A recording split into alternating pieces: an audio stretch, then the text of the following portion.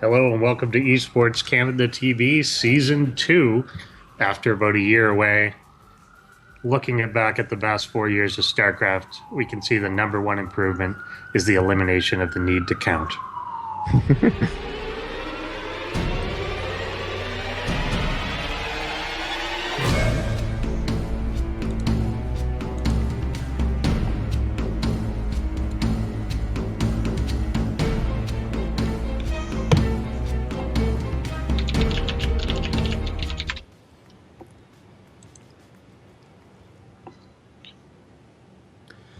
Alrighty, so as I said, here we are here on Esports Canada TV. We've taken a hiatus of about 14 months, something like that, and you'll notice that none of us are the same people as were here last time.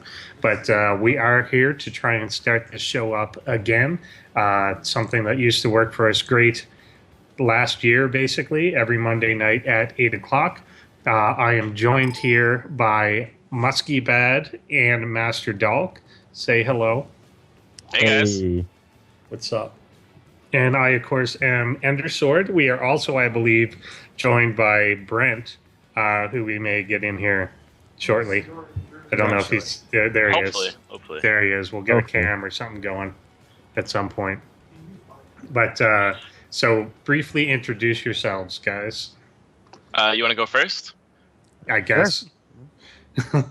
Go. All right. Well, I am Master Dulk. I commentate StarCraft and Smash Brothers and occasionally Anime Fighters. I do a lot of stream work here in Toronto for Smash, and then a lot of commentary work locally for StarCraft too. And I also do most of my work in Toronto. My name is Musky Bat. I'm the president of the University of Toronto League Association. I'm a caster as well. I cast League when I can. I've run a couple different tournaments like the Ontario Collegiate Esports League. Just anything basically League, collegiate related in Toronto, Ontario, and hopefully Canada soon. Yeah, there he is. Now he can introduce himself. Yeah, go for it. All right, I'm Frank. I'm kind of a freelancer in esports. I do a whole lot of casting of League of Legends. I'm also Musky Bad's father, so I have that going for me. A little bit of a letdown recently, but he's getting there. Obviously, the looks got passed down to me, clearly. Yeah. Yes. As well as the height. Yeah. And I, of course, am Endersword. I cast StarCraft and director of Esports Canada. I arrange StarCraft things. I'll occasionally do a Dota viewing party, and I tolerate LOL. Wow. Try. That's an achievement, though. I think so. It is. Yeah. It's rough. It's rough at times. It's trying, but I get there. But so I guess even though I think we're all like hosts, I think we're set up that our guest is Jackson today. Oh. Mr. Musky Bad. So Guest of maybe honor. we'll do what? Guest of honor. Yeah, exactly. So maybe we'll do one of those like each week to go around with us before we get guests on. I don't know how that's going to work. Sure. But I think we already covered this one. But Jackson, who is your daddy and what does he do? So yeah, Papa Frank over here. He ran out on me when I was a young boy, and somehow just through the mystery of esports, we both wound up working for a lot of the same organizations, and actually we shoutcast together on occasion too. So we still have that father-daughter. I mean, mother-daughter, father-son. That's father-son chemistry, and we've got some great shows that we put on. So yeah. That is great to hear. All right, we have to, I guess, anoint you or knight you or something, like welcome you. Well, it's all of you because you guys have. Well, Brent was on this once. Yep. As a guest, but that was like over a year ago. But to the other two of you, Jackson and Salil, we welcome you to Esports Canada, and we're gonna make you take an oath, I think. Oh. So hold up your right hand and say, I swear I swear. by the power of esports By the power of esports. to faithfully represent To faithfully Faithfully represent my community and its interests, My community and its interests, and forsake all other games and forsake all other games that are meant for casuals. that are meant for casuals. I love it. I love it. Awesome. That seems good. So let's see that out of the way. So speaking of casual, tell us what is LOL and what is the LOL scene like in Canada, Jackson? So, League of Legends, for those who aren't familiar with it, probably have been living in a cave for the last 2-3 years. It is the biggest and best esport title out to date, and it's encroaching, I think, on legendary status now, right up there with Brood War. It's a 5v5 team game. MOBA style is what they call it, very similar to Dota. And the scene in Toronto is actually pretty big these days. Before, honestly, I even really knew about League of Legends, the StarCraft scene was pretty bustling here, but League just came in and kind of exploded. And now there's two very healthy esports scenes here with Toronto, StarCraft, Dota, League of Legends, even Smash now. In terms of clubs and communities in Toronto, there's several universities that have their own kind of clubs, like the one that I run, Toronto League of Legends Commune, has their own group. Ryerson, York, a whole bunch of other stuff. So, yeah, it's tons of viewing parties, tournaments, a whole bunch of really good stuff actually happening in Toronto these days. That's really good to hear. I messed up my own thing. So yeah, that's great that it's growing. Now, what exactly is UTLA, and how would you pronounce that? Yeah, so it is UTLA. You got it right. For a while, we were stuck between U of TLA and UTLA because obviously Texas, another big player in the esports scene, is UT, right? University of Texas. So we do go by UTLA just because it sounds a whole lot cooler and is easier to fit on our graphics. Basically, it's just a Facebook group that has become so much more than that. We run LANs, socials. We're like an online community as well as an in-person community. We do a lot of stuff like in-houses. We have a lot of LAN nights, that kind of thing. And the big thing we're working on right now is our World Finals event, which we're actually partnering up with Esports Canada and Toronto League Commune, which is another Facebook group very similar to UTLA.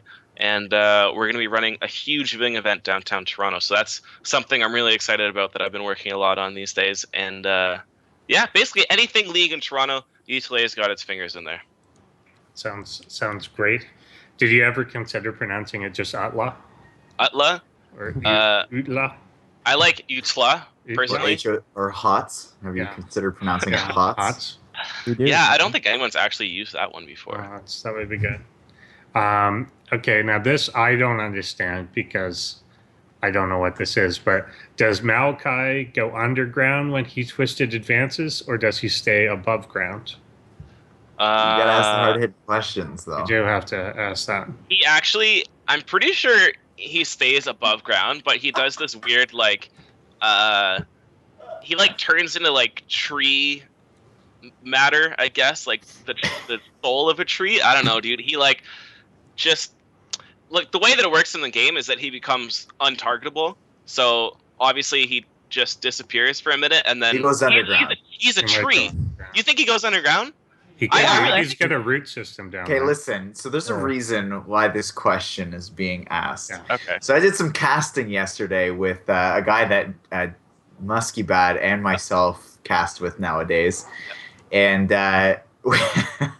for about half of the one game, it's about a 35-minute long game, and for about half of that duration, which I'm sure Dave already knows exactly what that number is, for about half of that time, we just debated whether or not Maokai goes above ground, or whether he goes above ground or underground. And I'm pretty positive that he's a goddamn tree, and he goes underground. That doesn't make any sense. Yeah, why does that follow to you? Like, because he's a tree, therefore rooted. he goes underground. He's rooted under the ground. But no, if anything, he comes back up before they're rooted. No, like, that's actually a good point. Because I see what you're saying there. Yeah, I'm pretty sure. I mean, I don't know anything about LoL, but I'm pretty sure that Maokai transforms into a cloud of arcane energy, and that quickly travels to a target enemy and deals magic damage there. I thought and then so. It roots that enemy. I So thought I think so. it's kind of a case of the arcane cloud coming forward, and when he reforms, the roots are on that guy. It's Yeah. not underground. Yeah. Otherwise, Bullshit. that guy would go like Yeah. flying up in the air. Yeah. I do see what you're saying because he's rooted as he appeared. So like maybe when he was Yeah. coming out of the ground, No, but clearly, that would be way too intense in terms of like making it look like that can actually happen. So I think it's safe to say that you are in fact a terrible caster, don't know anything about the game, and should probably stick to StarCraft. yeah, I get Whoa. Papa Frank. too. But so I have one more league related question, and Okay. it's about Evelyn. I always wondered, lore wise, why does she end up betraying Professor Xavier and following Magneto? It has something to do with Gambit.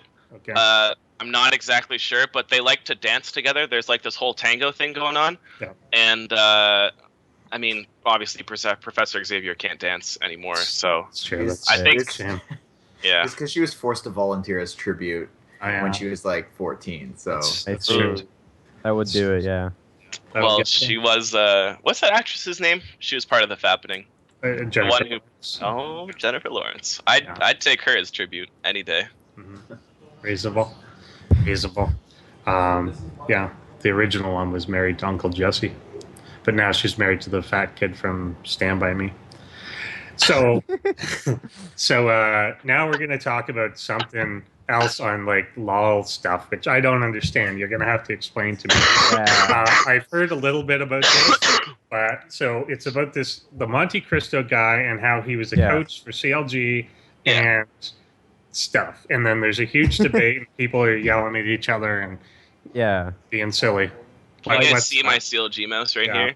I'm a serious CLG fanboy. And Like, just to start, tried to and tested. confirm, CLG is a team, even though they're not like Good. on. Yeah, they're not in it, right? Yeah, no, they're Because not a part of went- Worlds for When like I the heard last this, 2 I years. went and looked for, like through the Mhm. bracket, and I kept going back and back and back. Yeah. Found Yeah. They were one of the original League of Legends teams. Like it was Team Solomid, and there's a couple others, but the ones that really stuck through it to now are TSM and CLG. None of the same players, but their coach, this guy Monte Cristo, was also a caster with OGN, which I'm. That's part of StarCraft 2, right? On GameNet is part of StarCraft Nope. as well. well, No, They used to be, and then they like they'll still report on it. Yeah. And stuff, but it's not like they have. They don't they graduated. Yeah, they went to bigger and better things. they don't do tournaments. They do shows Yeah. Yeah. like this.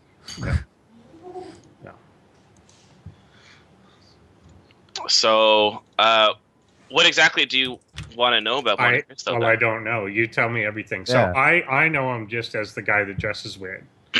I think he's got great Yeah. style, actually. He looks like Balky Bartakamus from the show Perfect Strangers. That's what I'm aware of.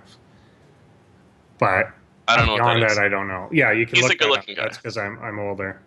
If you were familiar with the League of Legends scene, you'd know that there's a whole bunch of leaked photos of him back in the day where he had hair down to his butt and was like an interesting guy.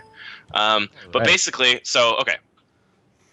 basically what happened was Monte Cristo was living in Korea casting for OGN and was hired by CLG to be their coach, not their analyst, which a lot of people had misconceptions of early on in his career.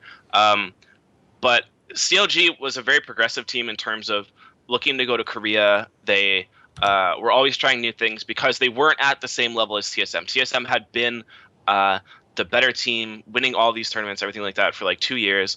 And CLG, while arguably you'll hear this term thrown around a lot in the league scene, they had more potential because their players had higher mechanical skill caps. Like, even though CLG was a worse team, their players were all considered the best at their roles in most situations.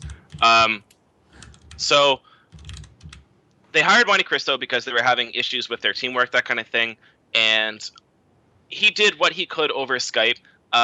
Honestly, not that much until they picked up, like, not much happened of that until they picked up their new jungler and their new top laner, and then they started playing really well, and everyone was like, oh my god, Monte Cristo, like, he's done so much work for CLG, he's helped everyone out. And at about the same time, he started getting a lot more popular because, like I said, he's the caster for OGN, and he was really funny and getting really good at being a caster. He started working on a show called Summoning Insight with Thorin, which is like pretty much the only good League talk show that's out there these days. And there was a whole lot of drama with people not really liking Monte Cristo and the things you were saying, same with Thorin, because they were kind of talking shit on that show to a lot of the teams, TSM included. And so CLG again went to Korea this past LCS split, and they came back and basically got wrecked, like hard. Yeah. And everyone basically blamed CLG and said that they suck and all these things needed to happen. And the owner of TSM, Reginald, the founder and owner of TSM, came at Monte Cristo. He made a vlog that was like 20 minutes long, basically just saying Monte Cristo's a fraud. He doesn't actually coach CLG. He's not an analyst. He doesn't do anything for them. It's basically just like a huge ploy, and he shouldn't be with CLG because he wants to see CLG succeed and they need a real coach, that whole thing. Now, my opinion on this is that even, like, I agree that CLG does need a full-time coach, but what Monty's job was to give them help in terms of working together as a team. Well, he wasn't an analyst role, and he couldn't really do that from Korea.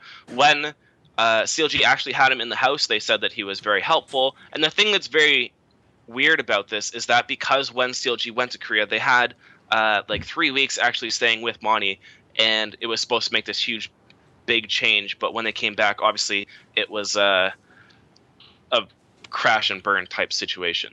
So TLDR, basically, this guy, I'm great, the only guy who knows law as well, just showed up, missed my whole spiel. But Yeah. it's in my opinion, it's a matter of is it okay to have a coach who, even though he's not in the same like building as you guys, is if he's still working just in terms of trying to get your team to work better together, is that like a fraudulent coach? And do teams even really necessarily need a coach? You know what I mean? What do you guys think about this? Not necessarily on that last point that I brought up, but the whole kind of Monte Cristo thing. Monte Cristo. Did you Monte just call him- Cristo. Whatever he is, he's a non-stick coach. Wow. But I don't know. This is one of the few things that I have heard about from out of law stuff. I've just seen it on other shows, people discussing it and stuff. And from my understanding of everything, is everyone knew that that was the deal that they were getting into. So when he came on as the coach, he knew that it would be mostly remote, and the team knew it would be mostly remote, and they still wanted his opinion, and he would be paid commensurate with that. The fact that he's not going to be there, that he's not going to be full time, like everyone was aware of the level of involvement he was supposed to have. So I don't think that's a problem as long as everyone had their eyes open coming in.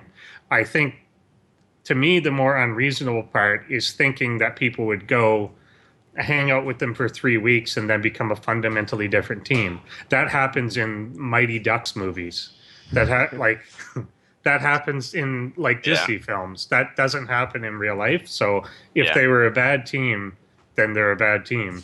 And like, you know, you can teach them some things, or like maybe he did or did not help, but expecting a coach to make a transformation or something is not necessarily going to help if your players just aren't good enough. Well, the thing is that he said that he was on Skype calls with CLG for like 6 to 8 hours a day, every day, pretty much, except for their days off. So it's not like he wasn't. Yeah, wasn't there. You know what I mean? He was still doing his job technically, and because he was a caster and he was able to watch so many VODs as part of his own job, his main job, he was able to help them with that as well. You know what I mean? The thing that drives me nuts is that people that weren't really in touch, I guess, with what was happening on with the team basically just said, as soon as CLG started doing well, it was like, oh, thank God for Monte Cristo. Like, he did all these things to like make this team not suck. Yeah. I don't really agree with that. So I think in LoL, a coach is pretty necessary, but I feel like Monte Cristo, his style of coaching is um, is just so like theory based. It's so based in theory. Like he's watching replays, he's watching VODs of like other teams play against each other, and like he's even gone on the record and said that that he loves watching people or just watching replays and like breaking them down and whatever. And I feel like a team doesn't need that, especially not CLG. I think CLG is a smart team. I think they're really, really smart, especially with Hotshot GG there. Don't get me wrong. I know the guy is like, he takes a lot of flack, but he's a smart dude. Like he led his team to victory in you know, a lot of instances. But I think in the case with Monte Cristo stepping in, they didn't need that. I think a lot of teams nowadays, and I'll argue that every North American team and a lot of the European teams too, they need a manager. They need a guy that can come in and say, this is what you need to do throughout the course of the day. I need you to not be just solo queuing, you know, half your day. You need to be doing this. You need to eat this. You need to go for a run. You need to do these things to keep your body, you know, and your mind and your team sense and everything on the right path. Like they're professionals. They're sacrificing, or what they get to do is something that, you know, a lot of nerds dream about, right? But they should have to at least make sacrifices so that they're not just playing solo queue and, you know, telling people welcome to the big dick club and stuff like that all day. That's like they need somebody to keep them in line. And I think Monte Cristo, he's a smart guy, and the scene is so young in North America that people are just willing to pay for somebody that's smart, but that doesn't necessarily actually add value to their team. Yeah, like in StarCraft 2 at least, coaches, they aren't the people that you go to for strategy too much. They're mainly the people that are keeping the team in line. They're trying to keep them doing what they need to be doing instead of, you know, going off and goofing around. And, you know, the coaches, they're there to make sure that the players, they're doing the right regime so that they can win their matches, right? Because if you need someone to just for strategy, that's not something that you need for 6 to 8 hours a day, right? Like the players are the ones that should be making the strategies because they'll know how to execute them best when they have to. If you get strategies from other people, then it's kind of difficult to figure out execution, even if you do practice it a lot, if you didn't make it yourself, right? Yeah.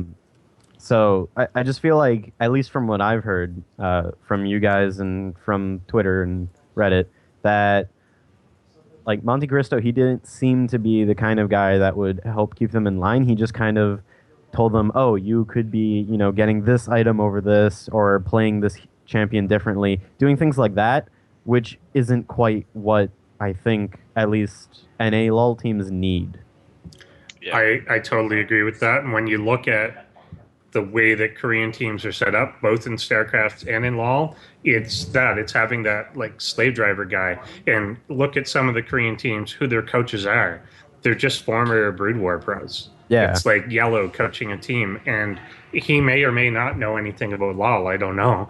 I'm sure he does, but when they got him, it was this guy is somebody that has this work ethic, and he knows how to live in a team house, and he knows how to drill and get people to give their best. And you almost need someone physically there to do that, because you need someone to be like, okay, stop eating, go back to your computer. Okay, stop fucking around, stop watching YouTube, like go do this, do this, do this, do it again.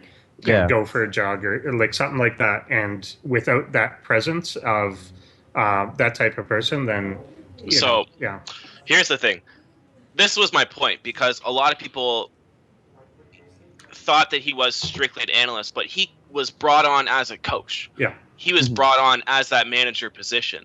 And I don't expect you guys to know this, but he had like on one of his grilled interviews, like it was talked about that he went up into a mountain and had like a year of like a vow of silence for a year and did like all this weird stuff to just become like a really smart mental thinker, everything like that. So they brought him on to like be that guy that could actually help them work and grow together as a team and not necessarily focus on the in-game stuff. That was kind of just a bonus. But I think the real criticism comes from the fact that he was trying to do this while, like, he was trying to do it over Skype, you know what I mean? Yeah. And he couldn't even tell if the team members were actually doing that or rolling their eyes half the time or what, you know? So I think it was definitely uncalled for Reggie to, like, actually come out at him and call him, like, there's a whole drama about, like, back in the past between those guys, but I definitely don't think it's fair to have called him a fraud and, like, call him out like that. After this happened, he actually did resign from CLG because he agreed that he wasn't doing everything he could to, like, actually help the team improve, obviously, and we could see that by the way that they choked and lost to, like, some very underskilled teams, and they shouldn't have, but yeah. Yeah. Doing things over Skype, it can be effective at times, but at least when Liquid and EG, they wanted to join up for Pro League, you know, they hired an in-person coach, Coach Park. He was a very well-known coach, and he was very strict at making sure players were doing things that they needed to be, right? If a player was eating at their computer, they sometimes got kicked out of the house if that was like their 10th infraction, right? You can't do that over Skype, and it's not that you're a bad coach, it's that you're an ineffective coach. Right? Mm-hmm. Yeah. For sure. I think it was a matter of controlling expectations. That you know, he should have been. It maybe should have just been said he was now a paid consultant or something. Yeah. Not so much like okay, this guy's gonna fix everything, and like I think it was just the hype when he came on, and then people like expecting this team that, you know, was never gonna win worlds or something to suddenly become magically better. I know they're a bit of a fan favorite for a lot of people, like you, but there's a limits to what somebody can do, and I think the expectations were not managed properly. I think because CLG is such a stubborn team, they wanted to bring on someone like Monte Cristo who they could say, like, yeah, we got a coach, we're doing what we need to do. We're trying to be like Korea, but they didn't actually want that because they all think that they're so good and that they don't need extra help and all that kind of stuff. So, yep. Good stuff. Now, you brought up Reggie, and I know him and Loco Doco and Thorn and, like, all kinds of people have been hitting the Twitters and everything and just smack talking everyone left and right. I don't really follow any of that, but what is that? So Loco Doco used to be on Summoning Insight all the time with Thorn and Monte Cristo. He was one of their good friends. Like, he used to come over and hang out with Monte in Korea and everything like that. But Thorin, if you guys aren't familiar with him, I'm actually a big Thorin fan as well. I think he's absolutely hilarious, but he's definitely an asshole and says some very insensitive things in his shows. And Loco was a part of that for a time, and was part of them. Like, they would rip on Loco would rip on them, that kind of thing. But then Loco Doco then became the coach of TSM, so he went to go move in with them. And Reggie had some beef with Monte Cristo in the past about, like, Monte, before he was a caster, he had run a article site, you know what I mean? Okay. And he had, like, run his own tournaments and that kind of thing. And there was drama from back in the day then, but they started kind of shit-talking some of their players, and they didn't really like that, and, you know, they just started attacking each other over Twitter, basically, and it was very unprofessional, obviously, because it's, like, in front of fans and everything like that, and it was really stupid comments, and it was on top of Reddit every day for, like, 3 weeks. It was really dumb. TSM just immature. That's sounds about right. Really good. Yeah. It kind of sounds like all around there's a bit of that, but I'm always in the camp of, like, it's silly. That's really, really childish. But I also get annoyed at how much people want people to act super professional. And I get annoyed at how professional people want people to act. Like, I think there is room. I think that these little spats would be less of an annoyance if people didn't blow them so far out of proportion that you can't say anything. Like, you can't say, oh yeah, he's, like, if I understand, like, some of this latest stuff, it was like some of these guys, like, in the role of an analyst saying, yeah, this team is not that good anymore. That's what they're supposed to do. Yep. That's where a lot of the drama came up. Yeah. And then they're being like, "Oh, why are you shit talking me?" He's Yeah. not. That's his job. Yeah. And Yeah. I think because everyone's trying to be super polite or something, or the community expects them to be super polite, then it's getting blown out of proportion, and you don't. Yeah. You don't see that in like real sports. You don't even really see that in StarCraft anymore. Like, yeah. Yeah. So, and speaking of StarCraft, Legacy of the Void will soon be coming out. Will it Or really though? not really soon, but I mean, I don't know. It'll eventually be coming out. Yeah. I'm looking forward to that campaign, though. Yeah, won't it be awesome? Won't it be awesome?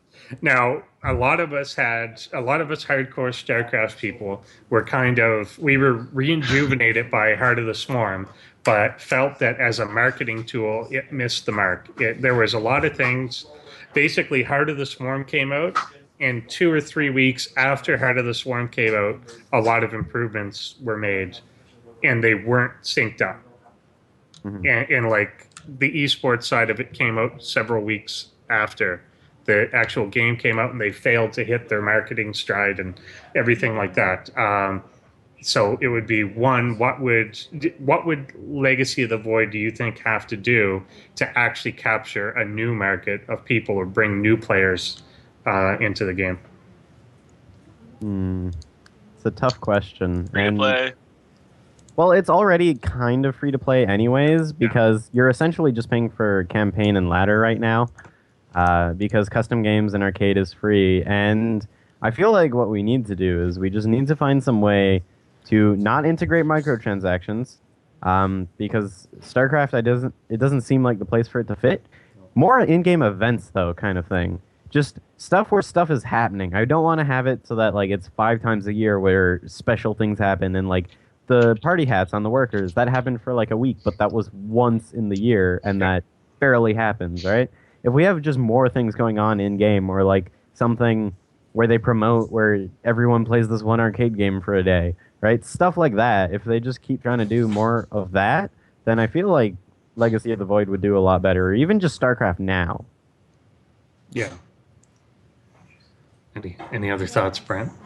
Yeah, I've thought this for a long time. I mean, I started out in esports at StarCraft Brood War, and I still kind of am, a little bit posh about esports, where I stick up my nose to certain things. Even the game that I play now, I know it's not as challenging as I think StarCraft Brood War was, and I play a lot of Smash Brothers, and even at the highest level, I think Brood War was such a difficult game to get really good at. So even still, I think that StarCraft 2 is just in a place right now where it's just hard to play. Like, it's so hard to get good at that game.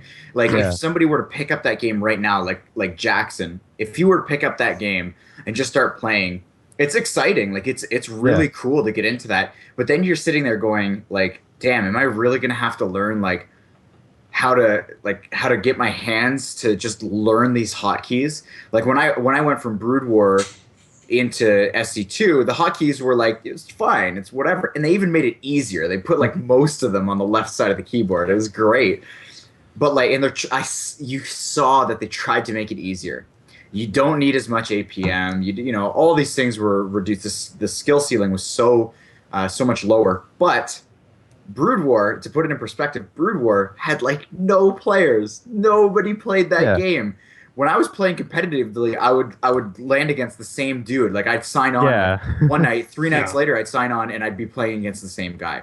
That's how small the scene was. Right now in SC2, it's a big game. It's super popular. I mean, it's Blizzard backing it. Obviously, it's always Blizzard, but like, it's just not easy enough and almost not fun enough to get good at. It's not fun to get good at that game. Yeah, I'd have to agree. Like, a lot of the games that are popular right now are a bit easier, right? They're much less strained to get into. Whereas I just kind of chalk it up to StarCraft and RTS in general, especially mechanically intensive RTSs. They're just not something for everyone. So if someone doesn't want to play it, it's just because it's not their kind of game, right? It takes a lot of dedication to want to do it. And especially with all of the like drawbacks that you can get from it. Like, I got Carpal in this hand from StarCraft Brood War, And I still kept going because I found it fun, right? If someone got carpal from playing StarCraft, they would, like, quite a few people, they would just stop because they're like, oh, this is not worth it anymore. Yeah. Okay, so in my opinion, I want to learn StarCraft, but I feel like the fun of the learning curve isn't really there. Maybe it's just the way that I started to play the game. Like I just jumped into ladder and was just trying to do it. But I remember when I first started playing League, it was a hard game to play because I had only ever played like World of Warcraft and like Diablo, that kind of like it wasn't the same game. You know what I mean? The controls were completely different, and for a long time I didn't even understand last hitting, but I could still play the game with my friends, which was a big part, and just kind of like mess around, and we could work as a team and just try and like we understood you got to kill the Nexus. These are the towers. You don't die, right? But in StarCraft, it's like this counters this. Some things are invisible, and like unless I have time to like sit down and like read everything on like every dude and like figure out what like it's just so much, and that to me is not really fun unless I was already like into the game, and then once I got hooked I would do that. But I feel like it's just that's the thing that's missing, I think, to really explode at that extra inch, because it's not like I don't want to play, it's just it seems like so much work. Yeah, You know? and I think that brings up because well, it was here that you were trying to kind of jump Yeah. onto ladder and stuff, Yeah. and I've gone through that with a bunch of people where when you're first teaching them to play like multiplayer games, it's not you can't just tell them like build a worker, build a marine, build this. You actually have to tell them like, okay, hit W, hit like because it doesn't make any sense to them, and there's too many things that they have to do in order that they don't know that they have to do them. Whereas LOL, it's like, okay, right click somewhere. And there's 4 keys you need to know. Like you can learn it, and then you learn the characters and whatever. But the teaching tool that StarCraft has, or StarCraft 2 has, is supposed to be the campaign. Like the campaign teaches you kind of how to play the game, but it doesn't actually teach you multiplayer. It just teaches you the mechanics of how the game works. Yeah. But when I try and bring a friend into the game, I don't care about that. I want to teach them how to play other people, and that's actually a really hard way to teach them. And that's the portion that's free to play. Is you can play other people, but I can't give them the campaign where they start out with only a single guy and a group of Marines and they don't have to build anything. And then it goes to something where they build one thing. So without that progression, it's really hard. Also, there's no fun because you're going to get smashed. Yeah. Whereas in the campaign, you could be a complete idiot and you're still going to be able to move through the first mission and you're going to be fine. So you're going to get that reward quickly. Someone asked in chat there a little while ago, do you think that in StarCraft 2, the scene would it all be able to support tournament tickets like they sell in Dota 2? And I'll say that with the caveat of assuming that somehow they make it so that you can watch the tournament in the game. Yeah, well, apparently Heroes has that ability, so it's probably going to get ported over to StarCraft eventually. Hopefully 64-bit engine too. But anyways, tournament tickets, I'm kind of iffy on them because like I feel the way tournament tickets work in Dota is because you don't always have to buy them with real money. You can get items just from playing the game, and then you can sell those to buy tickets. Whereas with StarCraft, there isn't anything that you can like do to get the money to buy tickets. So the people who would be buying tickets would be the people with money, and they would probably just buy a subscription on Twitch anyways. So and that'd be cool to have in League. Yeah, that's probably true too. That brings up another little thing of like, what do I get? Is people play games and then because of the way humans are, it's just like, what did I get for doing that? And in StarCraft, it's points that don't seem to mean anything. And the leagues are like pretty big and it takes you a long time to move up. Whereas in like Dota 2, it's items and experience. In LoL, it's IP and XP or whatever. And the LoL division. So in Dota, it gives you a number. This is your MMR. It went up by this, down by this. That's where you are. In LoL, they don't. They used to have that, but now they still got divisions so divided up that you've really got a good sense of where you are. And when you get that promotion or they do like a series or something, Yep. in StarCraft, say someone like myself, I'm going to be, for the past like 10, 12 seasons, I'd be either in Diamond or Masters. And that's not going to move very much at all. And particularly for someone that's in Masters, they're probably just going to stay there forever, the rest of their career, and have no sense of progression. Is there anything that could be done to give, first of all, new players something that even when they lose a game, they get something or they earn something? And is there something that you can do for the higher end players to give them that sense of progression? I hate to say it, but I'm going to go ahead and blurt this one out.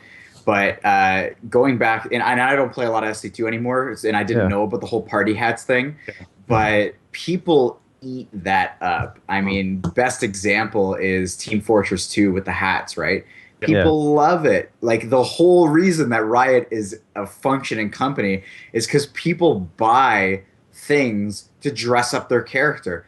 If in StarCraft, think about this. If you could just earn things with points, say they had the whole IP system or whatever, right? They called it their own thing that LoL has, and you could buy, like, all your SCVs have little pink booties now. And you could customize like, StarCraft has a huge range of characters and things like that, buildings, all kinds of different things.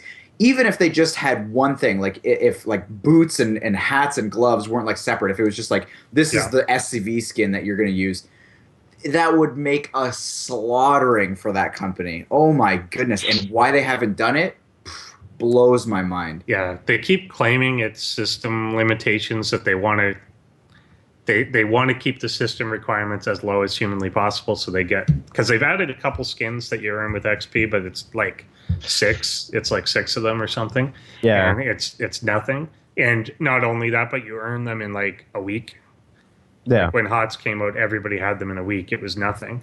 So I don't know why they really can't do that. I think if they put their mind to it, they could. Well, with StarCraft 2, it seems to be that a lot of it is just like legacy code problems. Right? Like the fact that when StarCraft 2 updated to 2.1.4, replays just broke because somewhere ages ago, Blizzard did something that was hard-coded, and that when they changed it now, it caused replays to break, and then they had to go back, fix it, and then repatch the game, right? So I feel like StarCraft 2, the engine, like, because it also had so much time in development, that there's just a lot of things in it that they just will have to take forever to change and fix. Like heroes even, you only have so many skins for each hero, right?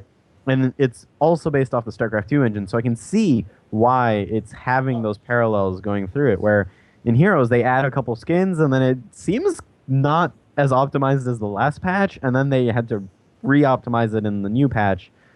So I think it's just, like, they're not completely lying, but they're also not trying their hardest to fix it. All right, so the conclusion is Blizzard is bad at things. Yep. So moving on to something that used to be bad at things and is getting better.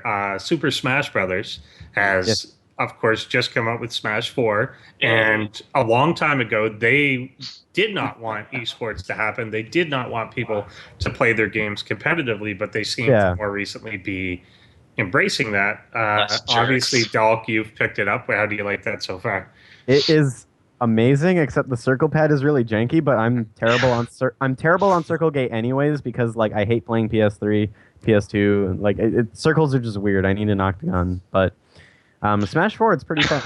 That's so funny because so many people actually hate on the fighting game purists hate on the octagonal whatever pad because it's so like unresponsive and like you can't actually do what you want to do, that kind of thing. That's funny you say that. Well, I started with Smash 64, which was octagonal anyways, so it just kind of came with it, right? Like, I'm okay on Square Gate, but, like, a Circle Gate arcade stick is all right, but I'm still not the best at it, right? Like, I play most of my fighting games on keyboard, so I've just never been a guy for Circle Gate, so. Yep. And then nothing.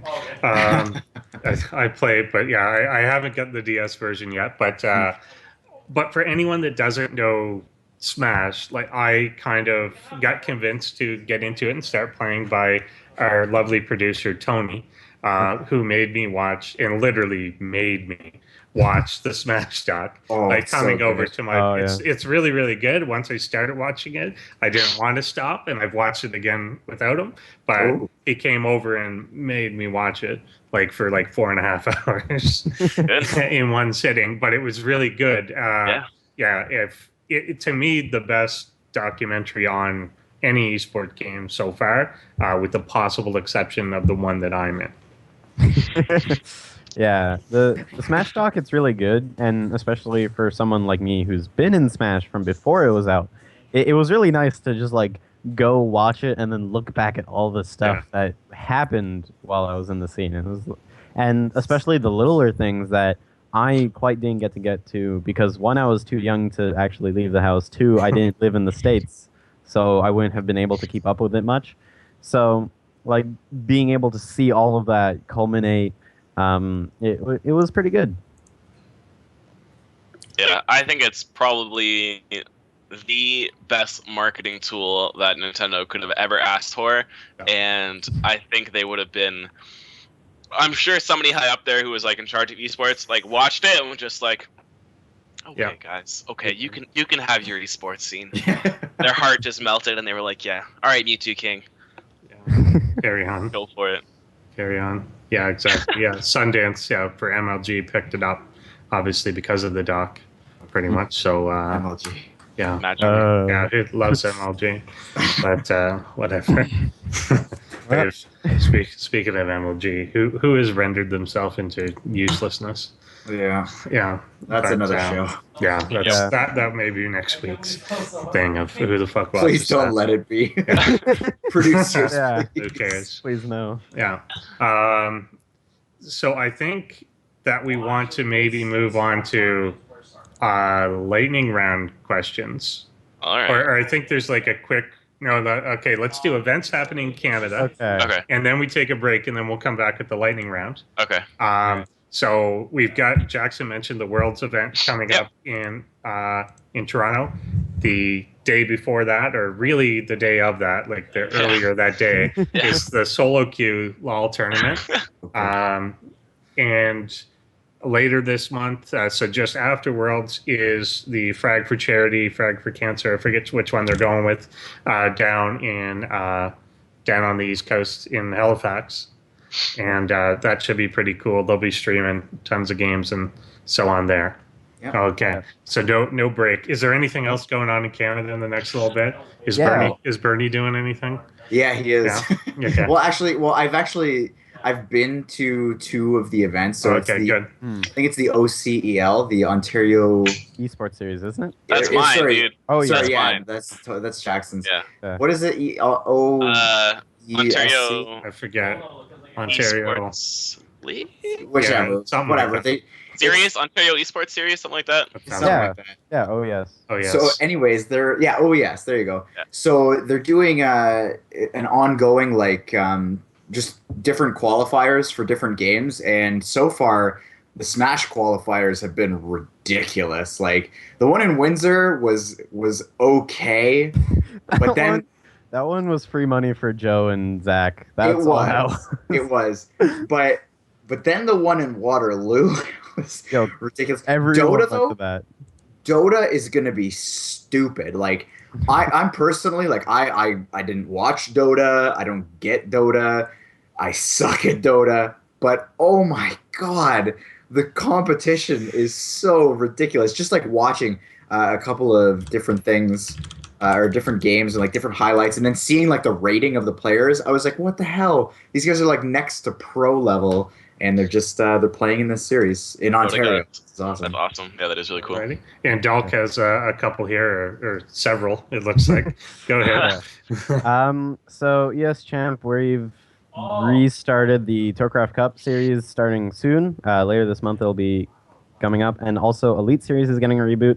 It's going to be transitioning over to Dota, and that'll also be starting soon. They're both leagues, so there's an online portion, and then there's going to be an offline portion where finals happen at George Brown College every so often.